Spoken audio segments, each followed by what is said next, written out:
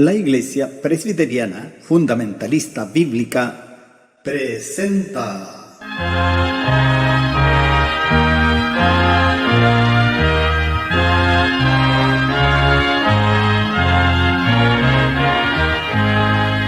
La última llamada.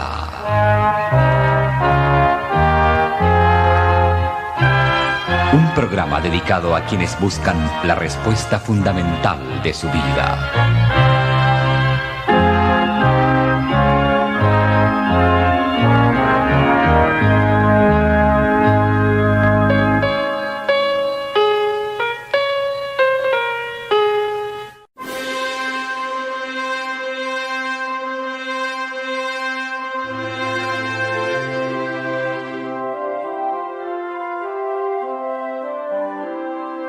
Cristo ha resucitado,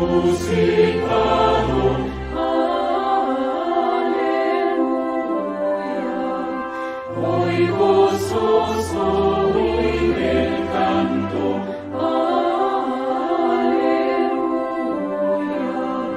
Con trompetas proclamar,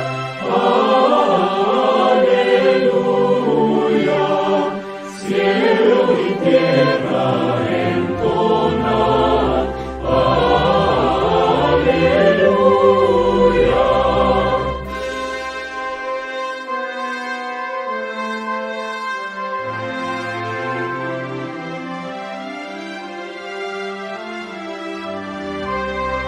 Nuestro Rey hoy tiene vida,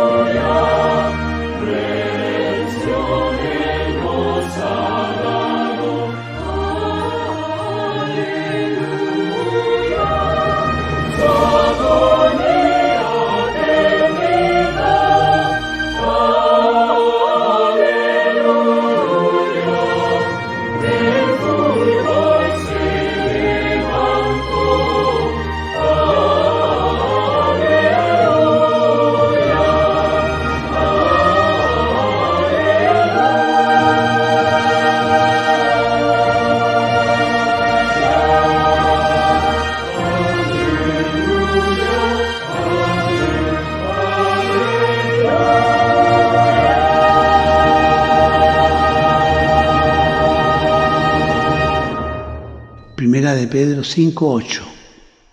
Sed templados y velad, porque vuestro adversario el diablo, cual león rugiente, anda alrededor buscando a quien devore. Se nos llama con mucha fuerza a ser moderados en todo y a estar muy alertas en relación con los asaltos del diablo, nuestro mortal enemigo, que como un furioso león rugiente busca sus presas entre nosotros los cristianos. Nos tienta y nos arrastra a que hagamos su voluntad y no la de Dios, valiéndose a menudo de nuestra intemperancia y descuido. Luego se apresura a acusarnos ante nuestro Padre Celestial, aunque nada puede contra nuestro todopoderoso abogado, nuestro Señor Jesucristo. Pero nuestros pecados hieren el corazón de nuestro Redentor. No lo olvidemos. Amén.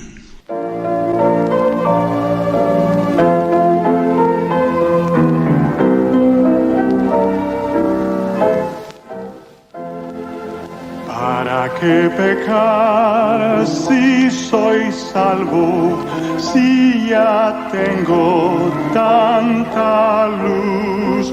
¿Para qué pecar si la vida Dios me ha dado en Jesús.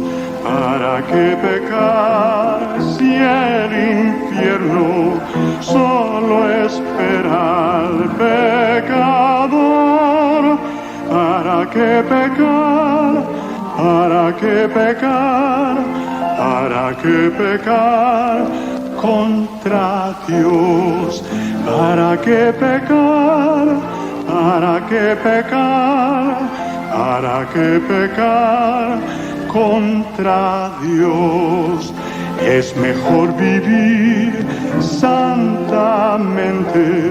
victoriosos contra el mal, pues Jesús prepara a sus santos una patria eterna, una patria hermosa en los cielos, donde inmundo no entrará. ¿Para qué pecar? ¿Para qué pecar? ¿Para qué pecar contra Dios? ¿Para qué pecar? ¿Para qué pecar? ¿Para qué pecar contra Dios?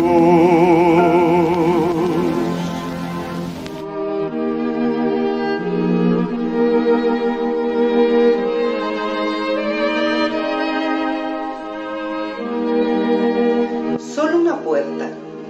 Volvióles pues Jesús a decir: de cierto, de cierto os digo, yo soy la puerta de las ovejas. Todos los que antes de mí vinieron, ladrones son y robadores, mas no los oyeron las ovejas. Yo soy la puerta, el que por mí entrare será salvo, y entrará y saldrá y hallará pastos. El ladrón no viene sino para hurtar y matar y destruir.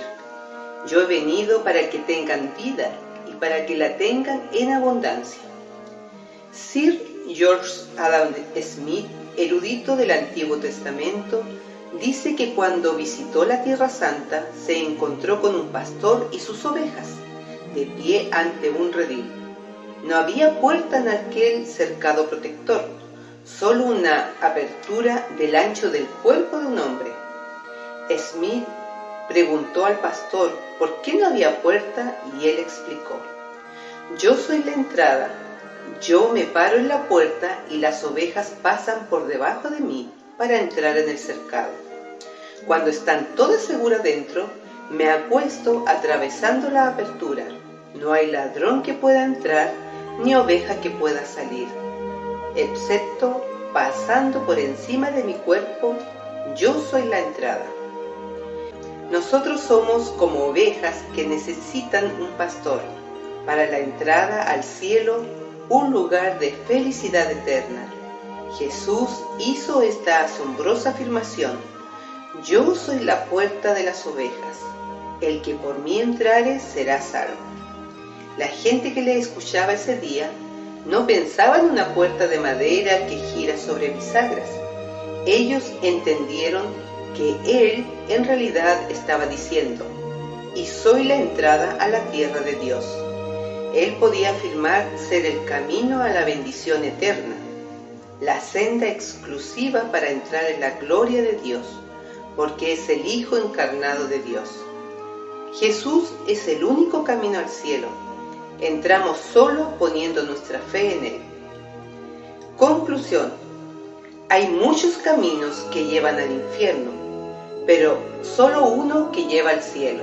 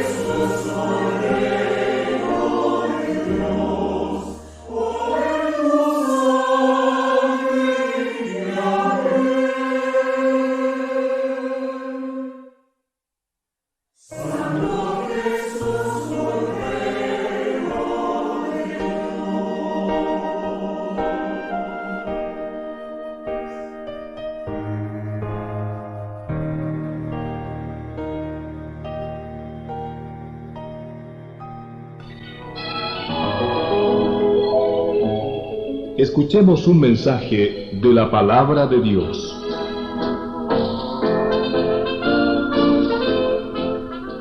Me es grato saludarles nuevamente en el amor del Señor, queridos hermanos, esperando la bendición de Dios sobre cada uno de ustedes. Quiero leer la palabra del Señor en Santiago, Epístola de Santiago, capítulo 1, versículos 2 al 4, que dice lo siguiente: Hermanos míos, tened por sumo gozo cuando cayereis en diversas tentaciones, sabiendo que la prueba de vuestra fe obra paciencia. Mas tenga la paciencia perfecta su obra, para que seáis perfectos y cabales, sin faltar en alguna cosa. Los beneficios de la aflicción. Hoy para nosotros fue un día bastante triste, como iglesia, como congregación. Fue la partida a la presencia del Señor de un hermano muy querido, nuestra iglesia. Y además seguimos con la angustia de que hay otros creyentes que están también con graves enfermedades. Y es aquí, en esta circunstancia, donde muchos preguntan, y otros, por supuesto, no cristianos, cuestionan a Dios, sin entender el plan de Dios, el plan soberano que Dios tiene en la vida. Pero los cristianos sabemos que esta es una prueba a nuestra fe, y una forma especial de prepararnos para el cielo. Quiero aprovechar, hermanos, este tiempo de tristeza para reflexionar sobre las pruebas en nuestra vida. Sabemos que todos tenemos momentos muy difíciles, y además en este mundo hay mucho dolor, especialmente ahora, mucho pesar en la vida. Pero la Biblia, la palabra del Señor, nos enseña que Dios tiene cuidado de nosotros. Aunque algunos no puedan entender cómo Dios nos cuida y nos permite sufrir así, sin embargo, sí, Dios nos protege. Por eso es importante ver cómo la palabra de Dios explica que las aflicciones de la vida pueden producir beneficios y bendiciones. Aunque a muchos les pueda parecer extraños estos conceptos que estoy aquí vertiendo, pero son la verdad absoluta de Dios. Santiago nos dice aquí en estos versículos elegidos que paradójicamente solo Dios puede bendecirnos a través de las aflicciones que tenemos que sufrir en esta vida. Veamos entonces, ¿qué beneficios podemos sacar de las aflicciones? Primeramente, las aflicciones producen paciencia en la vida del creyente. Esto nos dice versículo 2 aquí de esta carta que he elegido. Hermanos míos, dice Santiago, tened por sumo gozo cuando cayereis en diversas pruebas, sabiendo que la prueba de vuestra fe obra paciencia.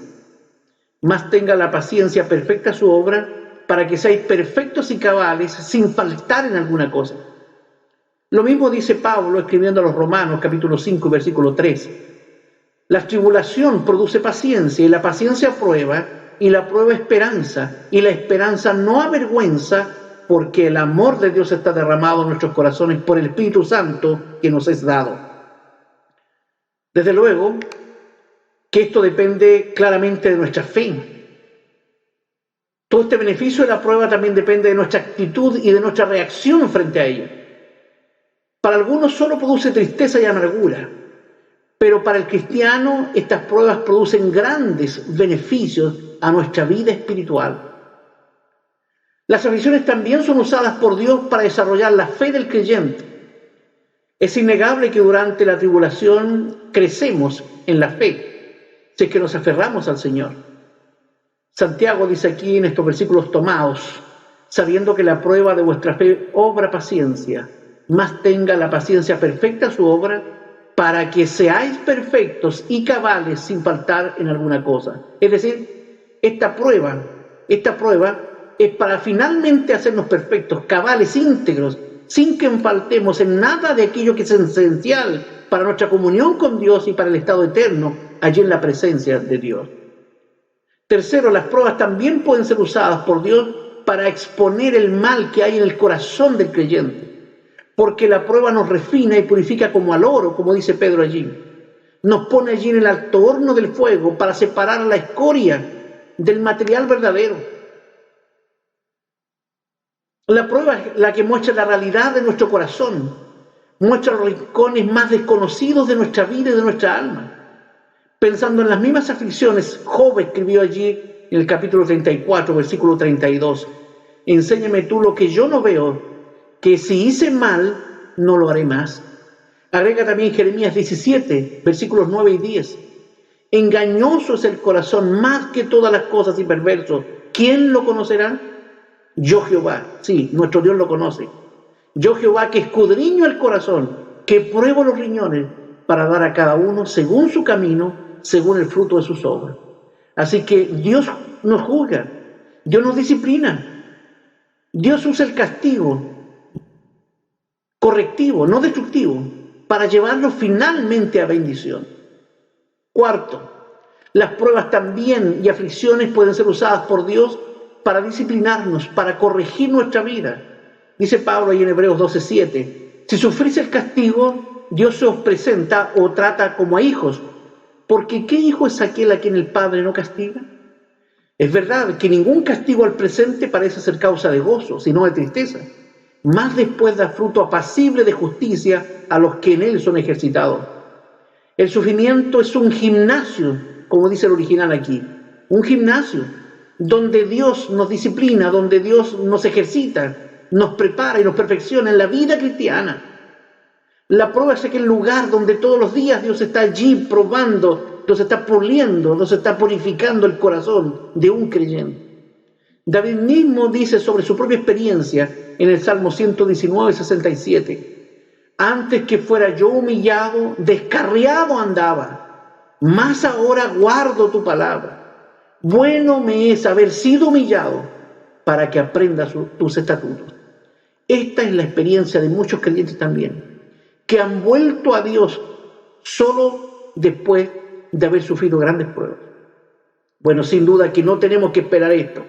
Ojalá estemos allí en comunión permanente con el Señor y cada prueba sea un estímulo precisamente a esa comunión con nuestro Dios. Quinto, las aflicciones pueden ser usadas también por Dios para enseñarnos a depender de Él.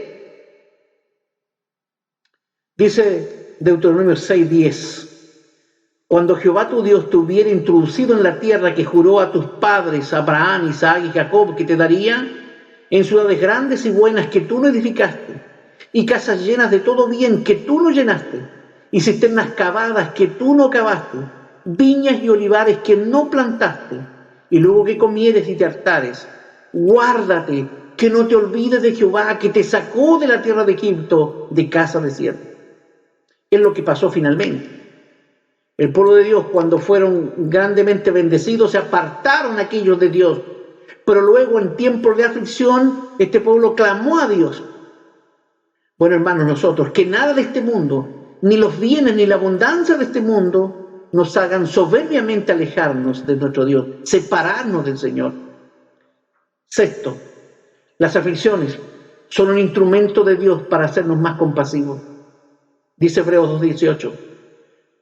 Porque en cuanto el mismo Cristo padeció siendo tentado, es poderoso para socorrer a los que son tentados. El Señor también se compadece de nosotros, porque Él también fue probado en su vida. Así también nosotros, cuando sufrimos, estamos más conscientes de los sufrimientos de otros y queremos también apoyarles en su dolor, porque pensamos, yo sé lo que este cristiano está sufriendo, yo lo comprendo ahora. Lo mismo que dice Pablo allí en 2 Corintios 1, versículos 3 y 4.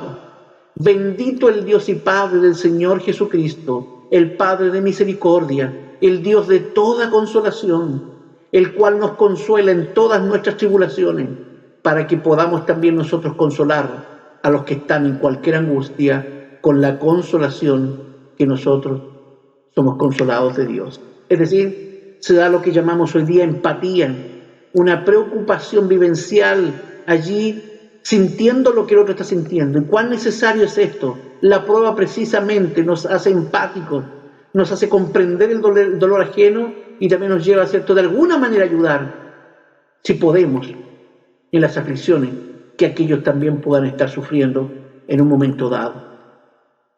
Séptimo, las aflicciones también pueden ser usadas por Dios para hacernos volver y tornar a Él. En 2 de Crónicas 33, versículos 11 y 12, dice lo siguiente sobre el rey Manasés. Mas luego que Manasés fue puesto en angustias, oró ante Jehová su Dios, humillado grandemente en la presencia del Dios de sus padres, y habiendo a él orado, fue atendido, pues Dios oyó su oración y lo volvió a Jerusalén, lo restauró.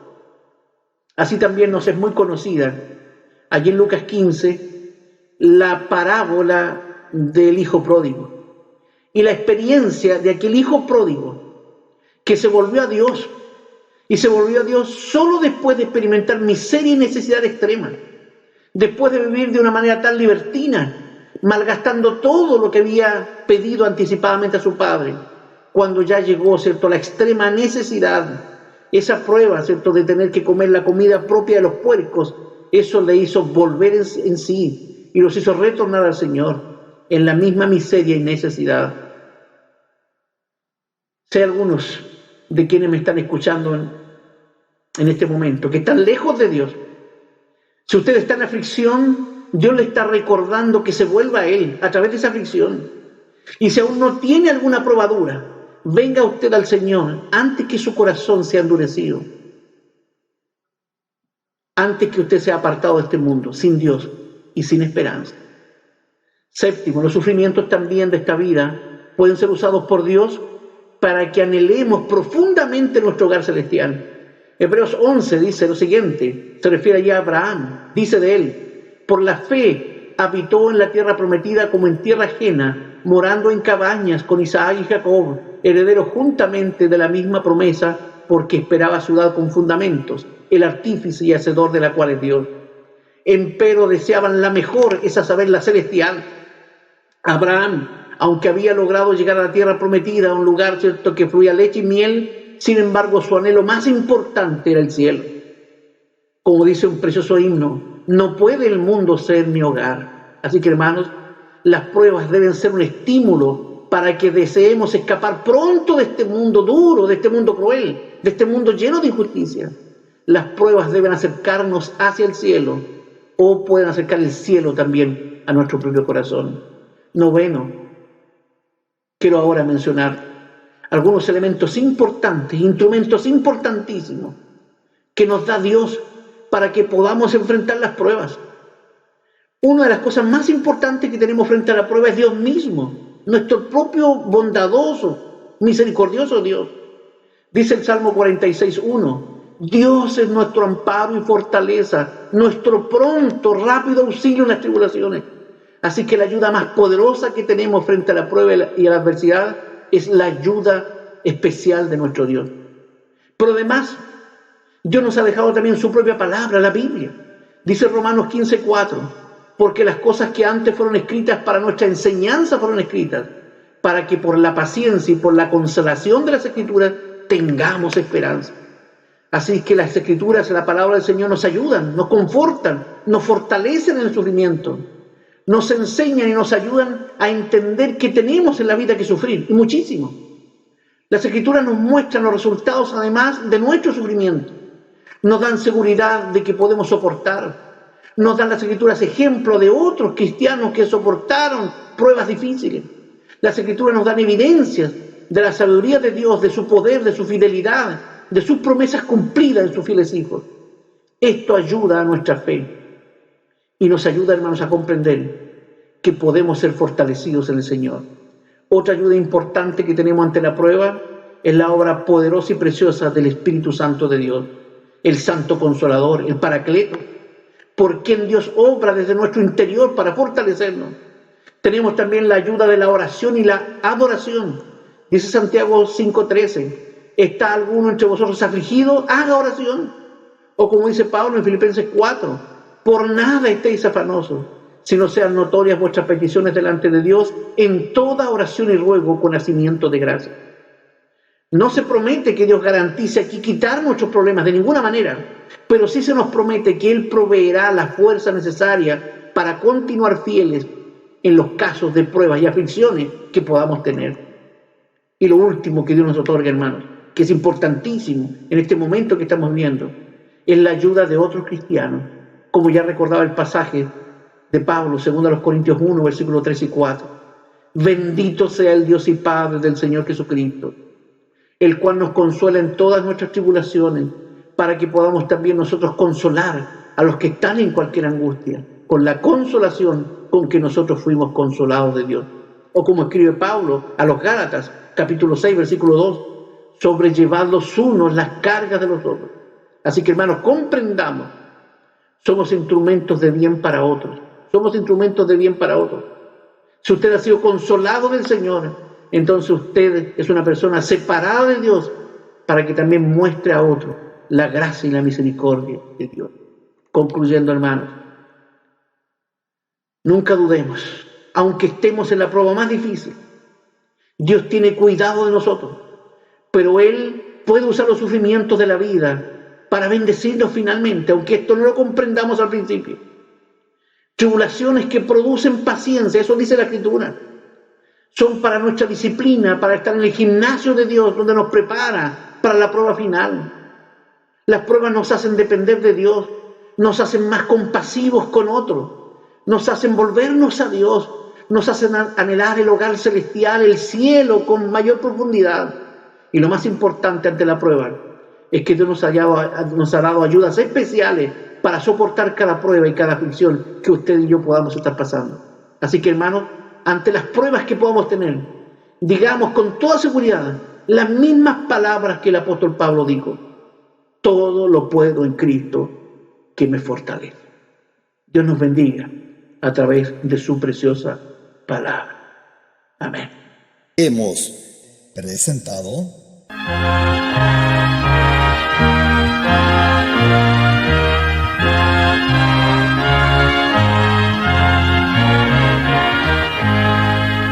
La última llamada.